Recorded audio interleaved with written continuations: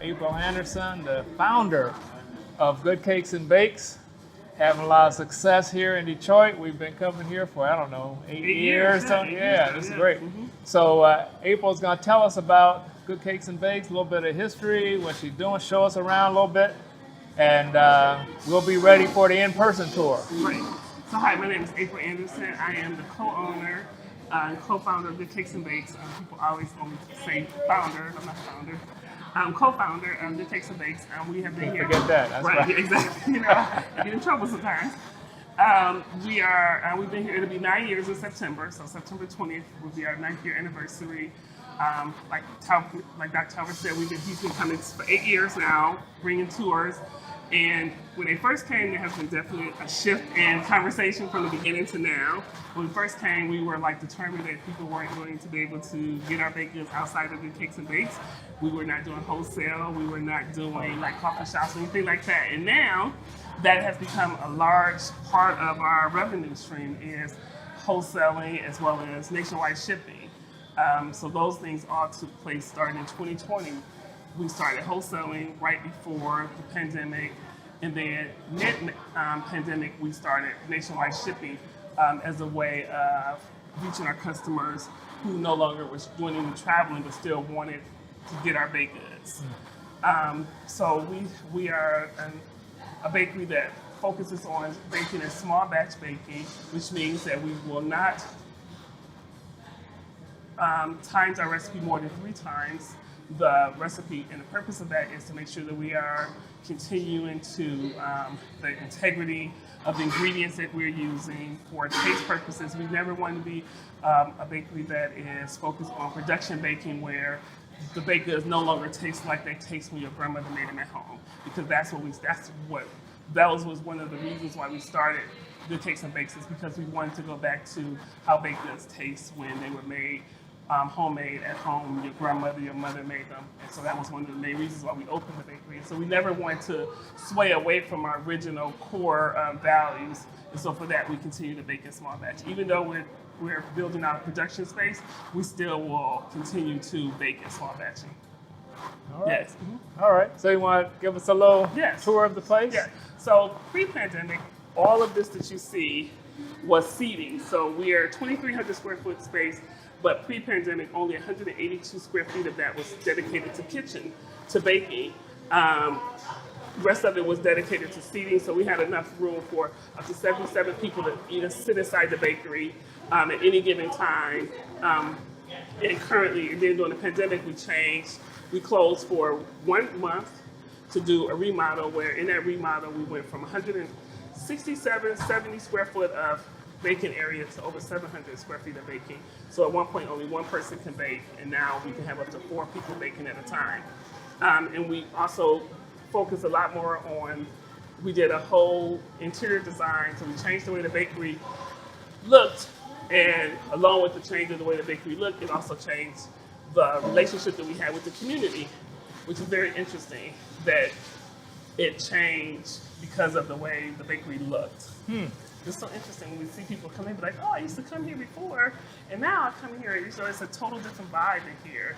And it's so pretty, and we have people who say they come in and they're just so impressed and so excited to say that they have, and comfortable. Right, to say they have this bakery here, because they feel like this is something that would be in the suburbs. It's not what you was, they're so excited and happy to have something like this in their neighborhood, as they're saying. In 2019, we were able to go on the Today Show in New York. And when we first was going on there, they asked us to do, it was for Mother's Day. So our biscuit recipe is from my great-great-grandmother. And so it's like over 125 years old, right? So it was like, can y'all make that? And I was like, oh, sure, we can do that. And then we would sell a mix. So you can buy the mix and make it at home. Well, when the producer came here to do some B-roll, she tried our lemon velvet cake. So she went back and they called us like, hey, when Michelle was here, she tried the lemon velvet cake, and we was wondering if I could make that. So of course you're gonna say yes, because Today Show, right? Yeah. I want to go. I said yes, and we held that phone. I was like, oh damn, we never shipped the whole cake. How the people are going to want that cake if that's the cake we make, right? So we was like, oh, we'll figure it out. 2 weeks. We had about 2 weeks. Well, we went on there, we got over 800 orders. Oh my goodness. Over 800 orders, and some people, so we went for Mother's Day, that Thursday we was on, people really thought they were going to get the cake back before Sunday. Yeah. It was like, no, so we got back here on Monday after Mother's Day, and so we emailed people like, hey, would you like us to refund your money because you're not going to get the cake, and if you do, we'll refund it. And if not, please give us like at least 60 days for you to get this cake. So some people was like refund. I think we had like 30 people who said refund or something. Yeah. Everybody else like, no, we'll wait. Wow. I was like, oh great. So now we have to figure out how to ship. So we had it. So again, how much do we charge? Because we can't go back and say that, oh, this is how much charge. So we was like, oh, it should cost no more than $40, $30 to ship the cake, right? So we charged $30 for shipping. Yeah. Got here, made the cakes, tried to figure out how to ship it. Ended up costing us, some orders was costing us $150 just to ship. So I can't go back to the customer and say, oh, you owe me $120. Yeah. So we had to eat that cost, right? Yeah. Oh my goodness. So not only we had to eat that cost, but because we were still learning how to ship, we had some orders we had to remake and ship again. Yeah. So that ended up costing us more than we made. Yeah. So out of those, so we should maybe like 780 cakes. So out of those 780 cakes, I will say that maybe 35 of them were successfully received by the customer. Wow. The rest of those were either we had to remake or refund. So it ended up costing us maybe about $4,000, costing us $4,000. Wow. For a business that don't have $4,000 to spare to people, right? So not only was it a learning experience for us, it was very costly. Yeah. But it allowed us to, because now I really need to figure out how to do it. And so it allowed us to like keep figuring out how to do it. And so by the time the pandemic came in March of 2020, we had those collars made. Yeah, we had figured out the boxes we were going to make, and we teamed up with Goldbelly to start shipping. And when we teamed up with them, we were thinking that it was going to take a long time for people to figure out who we were. We were on the platform that people in Detroit know who we are, but not out of Detroit, right? The first day we went on there, we had said 12 cakes would be our max, so as we learned, because we didn't start shipping until after we did the remodel. Yeah. And the first day, we was at 12. They asked us to up the number. So by Christmas time, we started in October. By Thanksgiving, they said, can y'all up the number April? So we was like, okay, 35. Reached that the same day. So when I say 35, I mean 35 a day. Yeah. Then it was at 50. By Christmas, it's like 50. So we kept it at 50. In January, we moved it to 75. So by Christmas of 2021, Thanksgiving of 2021, we were doing 100 cakes a day. Oh my goodness. So right now we're at profitably. Yes, profit every cake. So we even had, so last year we had Oprah's team reached out to us to be one of her favorites. And so we had to ship cakes to them. And the only reason why we were unable to do it was because they require exclusivity, as well as Goldbelly require exclusivity. So we were unable to move forward with Oprah because we already had an agreement with Goldbelly. But one of the things that we learned, the Oprah was like, most people come to New York to make the cakes for them. Yeah. But we ship them. Yeah. And she's like, this was the prettiest cake she's ever received in the mail. Wow. She would thought that somebody went to a bakery down the street and got them. The lady said she kept asking us, like, these came from Detroit. And it's like, yeah, she shipped them to us here from Detroit. She'd never received a cake that looked as nice as our cakes look coming in the mail. Wow. But that came from all of our trial and error, practicing how to do it. That $4,000 lesson. Exactly, right? Exactly. But when a person gets a cake from us, we know that they're going to get it and it's going to be the exact way that it leaves out of here. That's how they're going to receive it. And so because of our exponential great growth on Goldbelly, we are again in the process of building out a 5,000 square foot space, and we're doing that for the purpose of shipping. Yeah. Shipping cakes, so we have a demand currently that we could probably get to about 250 cakes a day if we up the number. Yeah. We have no place for 250 cakes to go in here. Yeah. So we have to keep it at 100. Wow. But if we were in a new space, we could probably do a minimum of 250 cakes a day. So this Goldbelly outfit, this is the place that blew up during the pandemic, where they will ship stuff from any restaurant in the country to. And so even before the pandemic, so we had reached, it's so funny because we reached out to Goldbelly maybe like in March of 2019 and didn't hear anything from them. But then the day after we were on the Today Show, they reached out to us. It was like, hey, we saw y'all on Today's Show yesterday. We wondered if you're interested in being on our platform. Yeah. I was like, oh, so interesting because I reached out to y'all 3 months ago, Yeah. and I have not heard. I was like, yes. So during all of our mix-up with our own personal shipping, we were working with a representative from Goldbelly to get shipping. So working with this guy is what made us come up with the fact that maybe if y'all put a collar around it, and we had a 10-inch box, because that's what we use in the bakery, is a 10-inch box. He was like, maybe if y'all made a smaller box so the cake didn't have time to move and didn't have space to move around, Yeah. that we could do it. So it was like all these things from working with them and errors of shipping. But then, we got into the busy of the holiday. Yeah. Here, so we could not, we didn't move forward with GoBelly at that time, and it wasn't until the pandemic happened, and then he reached back out to us in maybe July of August of 2020, Yeah. and he was like, "Hey, April, just wondering if you guys got." I said, "We totally got it figured out," and so he was like, "Send me a couple tests." We said, Yeah. "He's like, oh, y'all got everything down." So he was ready to move forward then, but I was like, "No, we're in the process now of redesigning the bakery." Yeah. So because I know. You remember how small the area was that we Yeah. baked that up? Only one person can bake in there. I was like, we can't do that with only one person baking. And I said, so after we do that, the remodel, that we would be willing to move forward. And so we did. And it was so interesting because when we had to shut down indoor dining during the shelter in place, we never closed the bakery. So we were never closed. People couldn't come inside the bakery, but Right. we were still baking and producing. And one of the main reasons why is because even pre-pandemic, we knew because of where we were located in the city of Detroit, not in that 7.2 miles, Yeah. that we needed to be able to get to our customer. We couldn't expect them to come to us. Yeah. So we had a website already.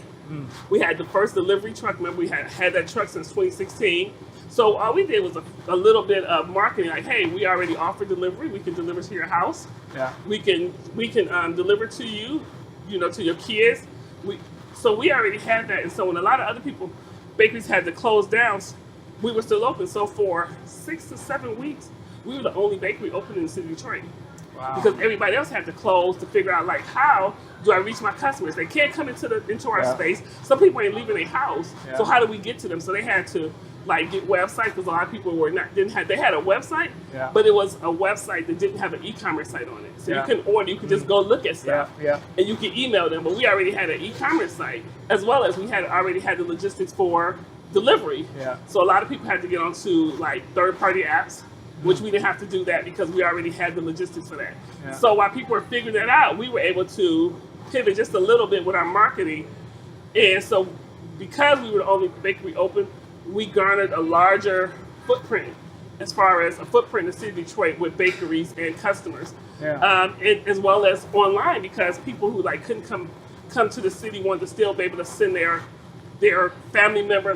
We still had a lot of kids who were here in the city Yeah. for school, but might not have been living on campus, but still had apartments and stuff here. And their parents wanted to be able to say, hey, it's your birthday, let me send you something. So they were able to Google us and say, oh, y'all deliver. Can you make a cake and take it to my son? It's his birthday tomorrow. Can you deliver it to him, since Yeah. I'm unable to be there? So we were able to garner a larger footprint inside the city, but also online, because if you Googled, we were the only place coming up All right. for delivery as far as baked goods. Yeah. So that helped us a lot as well. Yeah. Okay. Well, I got a couple more questions to Okay. ask you, but I want to ask them out Yes, front. So there's only two things that I would like to know at this Okay. point. One goes back and one goes forward. So Okay. the first thing is, what motivated you to do this in the first place, to start this whole? So I've always loved to bake, And so technically, when it first started, I went back to, so two things is that I was reading a magazine in 2009, and it was talking about cake decorating. And they said you could do cake decorating at a craft store. I was like, what is a craft store? I was like, oh, that's like Michael's. So I started taking cake decorating classes at Michael's, and so we baked the cake on Sunday, and we took the cake to class on Monday, and they taught you how to decorate it. And I want to say by the sixth class, I realized it wasn't the cake decorating that I enjoyed. I enjoyed making the cake before the class. But at that time, I was making, a lot of the cakes was being made from cake mixes. Yeah. Because I didn't know I knew how to make a few things from scratch. And so then I started following a bunch of food blogs. And on those food blogs, I was like, I want to do a food blog, but I need to know why you use the baking powder opposed to baking soda.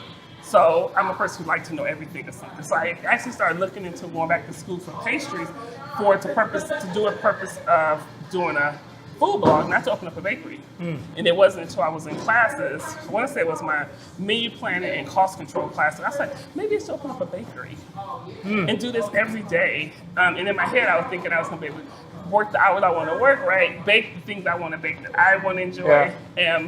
And so when we first started, then I was like close to end of classes, and I went to Michelle and I was like, hey, I want to quit my job and open a bakery. She was like, have you lost your mind? We had.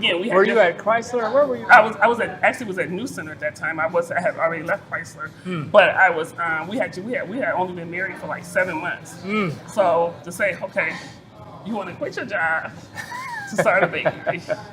So we didn't talk about it. She's like, we'll talk about it later. We didn't talk about it. So I came home and said, hey, I gave her a 2-week notice. So my last day of work was technically like the first day I left work. I went, cleaned up my desk, and we did our very first pop-up, which was down the street. And so up until that point, I had never sold to people. I had only baked for like friends and family. And of course, they don't eat it and say it's good. And then they might go home like, what the hell did you feed me? Right? They're not going to tell me. Yeah. So up until then, and then we applied for, they had RFP, they had grant money over here from Our Place America to open up. And it was to do pop-ups as well as permanent spaces. So we applied and we won to do a permanent space. But when we first started, we didn't bake here. Again, I was part of Food Lab, and we had just got grant money at Food Lab to do a commercial kitchen, because at that time we were literally, the day that we announced that we were opening was the day that the city of Detroit filed the bankruptcy, the largest bankruptcy in municipal history, municipal in the U.S. The largest municipal bankruptcy in U.S. history. Yeah. So people was like, have you lost your mind? You're leaving your job, and your city going bankrupt. But it was like any other thing, there's always, there's recessions, and Detroit was going through a recession at the time. But during that time, Black people are very creative when it comes to taking care of your family. And there was a lot of people who were like selling dinners, making jams and stuff, and selling them. And then also Whole Foods was just opening here in Detroit. And they were in the process and one of the conditions is that they would have more local artisans in there. So in order to do that, you have to be out of a commercial kitchen. Detroit didn't have any commercial kitchens at the time. You either had to go to Culinary Studios, which is in Southfield, and it was like $22 an hour, or you had to go to Howell, Michigan. So being part of Food Lab, we were like, maybe we should get grant money so that we can do kitchens here. So what's easiest for us was to get kitchens that were like in churches, because churches are already usually licensed from the state, because they either do like dinners for homeless, repasts, for funerals and stuff, right? So they already a licensed commercial kitchen. Yeah. So reached out to some of the churches and was like, hey, if we gave you some type of subsidizing, would you allow food artisans to come in here and use your space, get licensed in your space to make their artisan? They was like, yeah. So we actually, Good Cakes and Bakes was the first food business in the city of Detroit to be licensed in a shared kitchen. The inspector did not know how to do it, didn't know what he should be asking. My inspection was like 2 minutes. Wow. Where other people after me has been hours, because he wanted you to bake, he wanted you to make something, he wanted to see you package it. He didn't know the questions to ask. We were the first people in the city to be licensed. So when we first baked, we baked out of a commercial kitchen. And we brought everything over here. So we would go there from 3 o'clock in the morning until 7 o'clock in the morning, bake everything and bring it over here. Me and my mother would sell it until 8 o'clock. Yeah. So that's how it started. That's how we started over here. And at that time, I want to say like after the first year, that's when you guys start coming. We had just started baking here, and we had this idea. Like when we first opened, I had this menu. Like only on Wednesdays we're going to only have cookies. On Thursdays we only have cupcakes. We're only going to have cake slices on this day. Customers like, have y'all lost your mind? You can't do this. You got to have all these things every day. So then it like totally changed our model again. So we have definitely changed our model over the years to pivot and meet the demand of customers. Like vegan was not an option at first. So I felt like everything should have butter and eggs in it. There's no purpose to have it if it doesn't have butter and eggs. But people in the community asked for vegan, so we learned how to make vegan, which is a large part of our market now. It's like 65% of the things that we offer a vegan counterpart to it. And then you do gluten-free so also? So we do gluten-free as well. We only offer one thing in store all the time, but anything we make vegan, we offer it as an option to be made gluten-free as well. Okay. Yeah. So the other question, obviously, you've grown a lot, you've had a lot of success. What would you say is the biggest challenge you're facing right now for the business? One of our biggest challenges is actually staffing. And that is because of our growth so fast. Pre-pandemic, we had 5 employees. Since the pandemic, we've had as many as 16 employees at one time. And now we're down to 8 employees. And 6 of those employees is in the kitchen. And the other 2 are retail. Definitely continue to constantly need retail staff. And one of the problems is that people want more flexibility they want to be off more than they want to work. And it's impossible to have that type of flexibility when we have limited hours. We're not open 24 hours a day. We're open Wednesday through Saturday from 10 a.m. until 6 p.m. So I'm not sure how much flexibility we can have with people, but that has been a challenge as far as finding staff, and a lot more with retail than with the kitchen, because in the kitchen we're actually baking 24 hours a day. So we have 3 shifts. We have a shift that goes from 6 o'clock to 2 o'clock, from 3 o'clock until 10 o'clock, and from 11 o'clock until 6 o'clock in the morning. So 24 hours a day, 6 days a week, the kitchen is working. So we definitely have more flexibility for a person. If you want to be an overnight baker, we have a lady who she really enjoys it because she's able to be at home in the morning with her kids. Her husband's at work. He gets home from work. She gets to come to work, and by the time he leaves for work in the morning, she's back home. So she enjoys overnight baking. Then we have 2 people in the morning, 2 people in the afternoon. So baking is definitely that's easier, but retail is what we have the hard. So that definitely has been our challenge, is being fully staffed. Okay. Well, I certainly appreciate you accommodating us for the last 8 years, and it's been really great seeing how your business has grown and changed over the years, and look forward to coming back with the students on October 1st and to having you be one of the businesses that the students are working with this fall. Yeah, definitely. Can't wait. Yes. Thank you so much. Thank Really you. appreciate it. Thank you. All right. Enjoy.